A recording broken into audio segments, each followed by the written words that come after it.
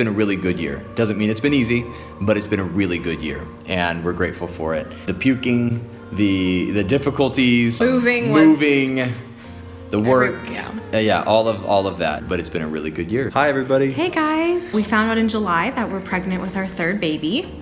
So the baby is due in April. The poor thing's best friend was a toilet for literally the entire time.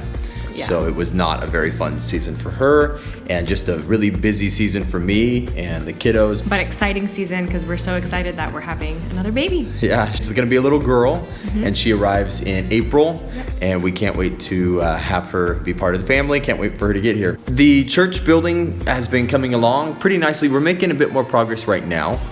Structurally, the building has been rearranged. The staircase is now where it will be.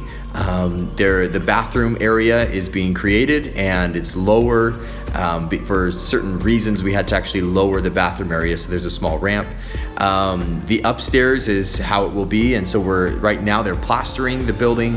They have revealed some of the brick or the old rock wall downstairs. The upstairs wood ceilings are, really starting to come along. So we're just excited.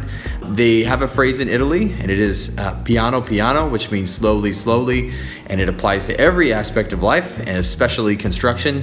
So it's coming along really, really slow. Back in May, we ran into someone and basically got around to finding out that there was a house for rent in Feltre. We got in contact with the landlords, and the Lord opened the doors somehow.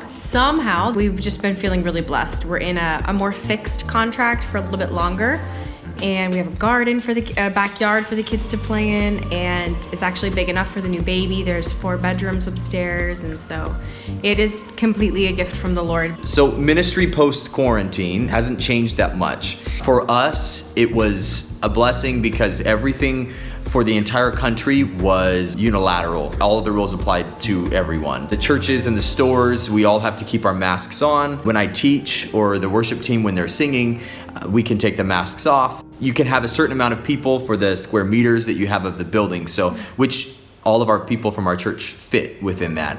So we really can't complain. Some of the practical ministry changes that we'd love to share with you guys is the Lord provided a youth leader, and one of our missionaries serves as his helper, and then there's another helper, so we have a youth group here in Feltre now.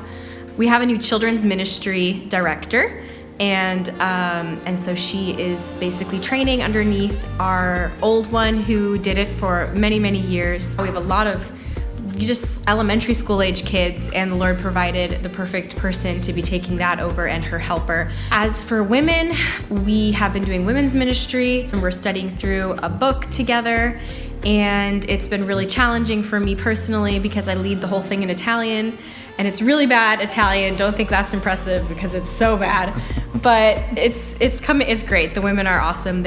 Somehow it's all working out really well. The kids are going to preschool, Italian preschool up the street, and they love it for the most part.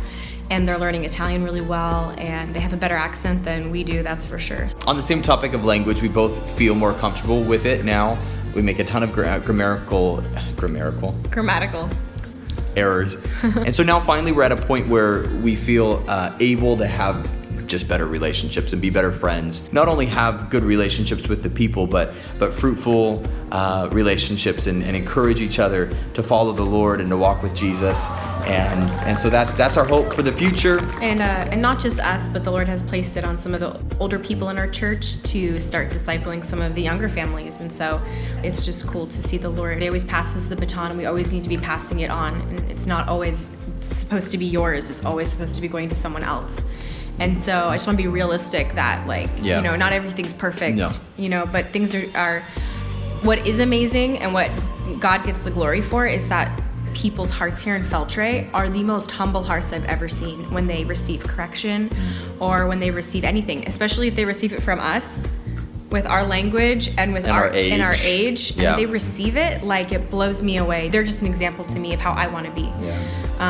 It's so always. true. And so they just receive, and they make changes, and they start doing exactly the things that the Bible says to do. And it's been such a wonderful thing to see how people handle the conflict and the hard things, because that is always a part of life. Hasn't that been the last year for almost all of us, though, is conflict and hard things and difficulties? But if we can handle it with humility, receive correction, and humble ourselves out, get before the Lord, and really desire to have a good relationship with God and with the people around us. Yeah. I mean, that's it. And really, for those of you that are financially involved in the ministry here, we are so grateful. We can't do it without you guys. Thank you for your support through prayer, through finances, through even just social media and connecting online. We've been really grateful for everyone's contact. Thanks for being a part of this really powerful thing that God has been doing, not just through us, but through this church here in Feltray. Have a wonderful Christmas. Stay safe, you guys. We're praying for you all back in the States, as I know a lot of you are praying for us. God bless you guys. God bless you.